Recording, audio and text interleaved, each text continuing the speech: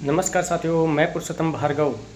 साथियों, आज के सेशन में मैं आपको एक बहुत शानदार फैक्ट के बारे में बताने वाला हूं और निश्चित रूप से आप सभी साथियों की आगामी समय में होने वाली प्रतियोगी परीक्षा में बहुत महत्वपूर्ण ये टॉपिक रहेगा।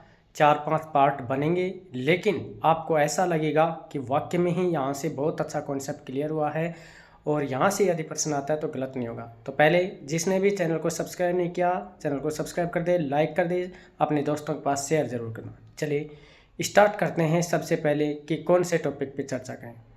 देखिए, संविधान में 22 भाग हैं, उपभागों सहित 25 हैं, 12 अनुसूचियाँ हैं और साथियों 395 अनुच्छेद हैं। आज के सेशन में मैं चर्चा करने वाला हूँ संविधान की अनुसूचियों के बारे में कि संविधान में कितनी अनुसूचियाँ हैं। देखिए, एक मूल संविधान है, एक वर्तमान संविधान। ये दो फैक्टों पर अपन पूरे संविधान की जब चर्चा करते हैं तो ये शब्द आते हैं। मूल संविधान की बात करें तो किसे कहेंगे अपन मूल संविधान?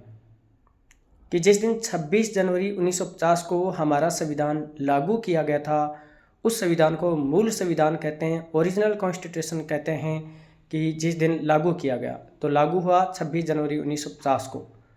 तो उस दिन संविधान में 8 अनुसूचियाँ थी, 22 भाग थे और 395 अनुच्छेद थे।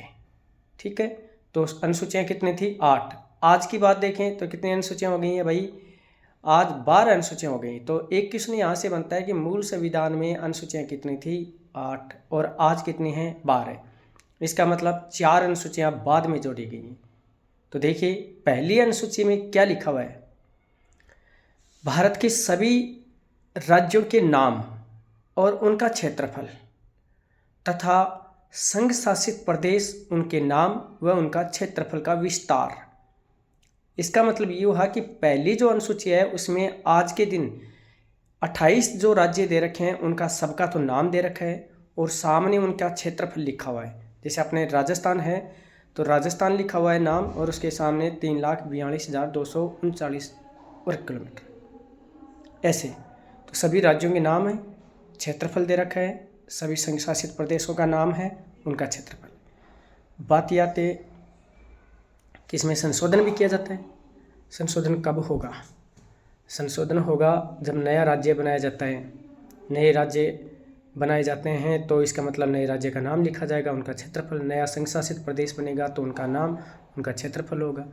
साथ में किसी राज्य के नाम में परिवर्तन किया जाता है, क्षेत्रफल में परिवर्तन किया जाता है, तो पहली अनुसूची में स्वाभाविक से रूप है कि परिवर्तन होगा। ये बात आपको याद रखनी है कि जैसे राजस्थान में मान लो राजपूताना कर दिया जाए तो नाम चेंज होगा, तो परिवर्तन होगा, पहली अनुसूची में संशोधित किया जाएगा।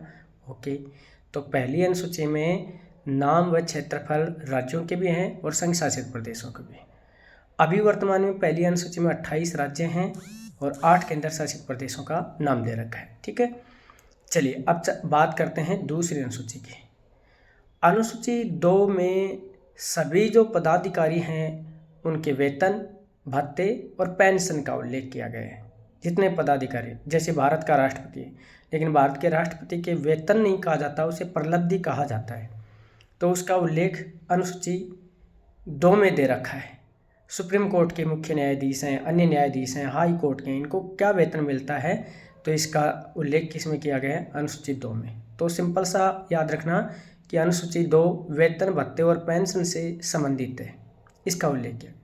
अनुसूची 3 तृतीय। अब तृतीय अनुसूची में 3 में देखो, इसमें है विभिन्न पदाधिकारियों की शपथ का उल्लेख किया गया। देखो शपथ, इसमें 3 शब्द हैं, स, प, थ। तो अनुसूची 3 में किसका उल्लेख है? 3 शब्दों से बने शपथ का उल्लेख है। ऐसा सिंपल वे में आपको याद रखना है। ठीक है, बात दूसरी यदि अपन यहाँ करें कि शपथ, तो यहाँ 3 जो पदाधिकारी हैं, जैसे राष्ट्रपति है, उपराष्ट्रपति है, राज्यों के राज्यपाल हैं, इनकी शपथ का उल्लेख नहीं है। राष्ट्रपति का अनुच्छेद 60 में, उपराष्ट्रपति का 69 में, राज्यपाल का 159 में। तो 3 पदाधिकारियों की शपथ का उल्लेख अनुसूची 3 में नहीं किया गया है। इनका अलग से अनुच्छेद आपको याद रखने होंगे। राष्ट्रपति का अनुच्छेद 60 में प्रारूप है, अनुच्छेद 69 में उपराष्ट्रपति का है और राज्यों के राज्यपाल का शपथ का प्रारूप का उल्लेख है अनुच्छेद 159 में। तो तीसरी अनुसूची में किसका उल्लेख है? शपथ का। तो पहली अनुसूची में किसका, सभी राज्यों संघ शासित प्रदेशों का नाम व क्षेत्रफल। दूसरे में विभिन्न पदाधिकारियों के वेतन भत्ते और पेंशन। तीसरे में शपथ का उल्लेख, जिसमें 3 पदाधिकारियों की शपथ का उल्लेख नहीं है, जिसमें राष्ट्रपति, उपराष्ट्रपति, राज्यपाल। अगले सेशन में नेक्स्ट जो अनुसूचियाँ हैं उनके बारे में चर्चा करेंगे। तो आप ज़रूर इसमें कमेंट भी करना, लाइक भी करना, शेयर भी करना। Okay, thank you, all the best.